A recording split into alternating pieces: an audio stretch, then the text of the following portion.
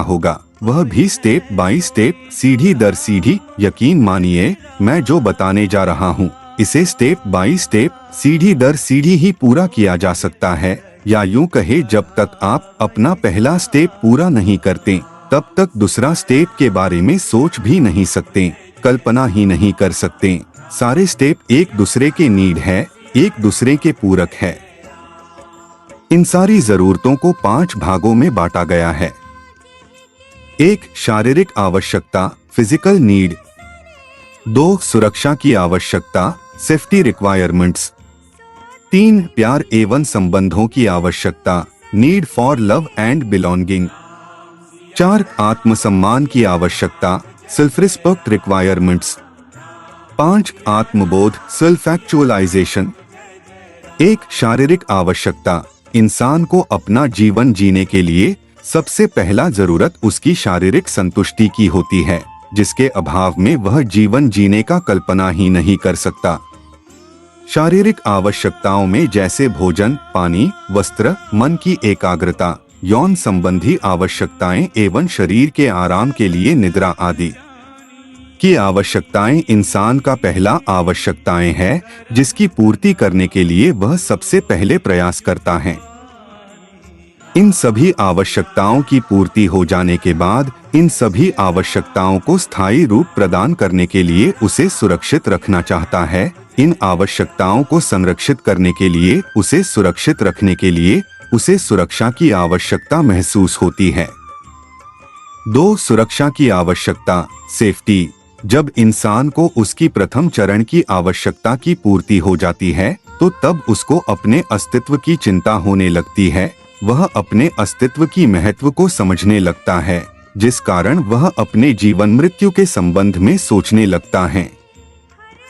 उसे अपने जीवन की स्थिरता के खोने के डर सताने लगता है। तब उसे अपने जीवन को स्थिरता प्रदान करने के लिए उसे सुरक्षा की आवश्यकता महसूस होती है। 3. प्यार और संबंधों की आवश्यकता। व्यक्तियों को अपनी इन आवश्यकताओं की पूर्ति करने के लिए अन्य व्यक्तियों की आवश्यकता होती है।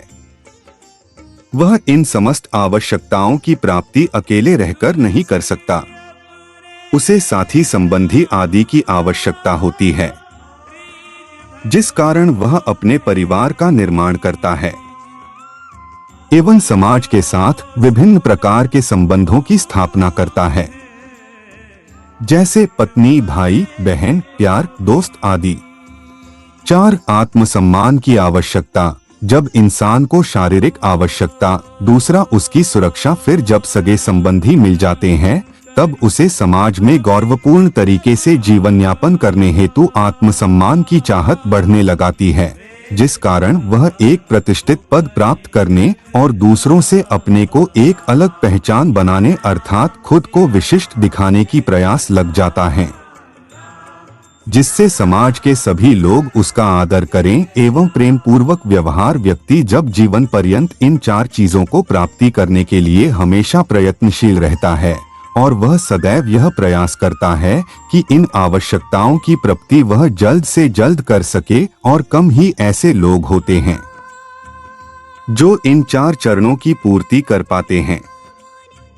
5. आत्मबोध, सेल्फ एक्चुअलाइजेशन।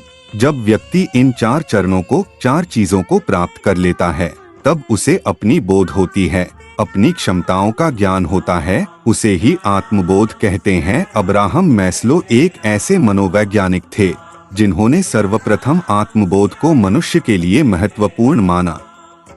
मैस्लो सिद्धांत के अनुसार आत्मबोध इंसान की आवश्यकताओं का अंतिम चरण है। इनके अनुसार मनुष्य को आत्मबोध तब होता है जब वह अपने 4 चरणों की पूर्ति कर लेता है। इसमें व्यक्ति अपनी आंतरिक शक्तियों को जान लेता है एवं उसे आंतरिक संतुष्टि की प्राप्ति हो जाती है। आत्मबोध अर्थात आत्मा को जानना, सांसारिक कटुता एवं सत्यता को पहचान लेना ही आत्मबोध है।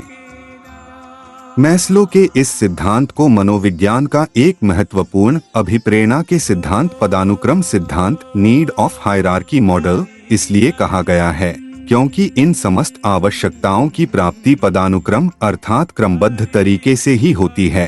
इसमें व्यक्ति नीचे से ऊपर की ओर बढ़ता है, अर्थात प्रथम चरण की प्राप्ति होने के बाद ही वह दूसरे चरण की आवश्यकता महसूस कर पाता है।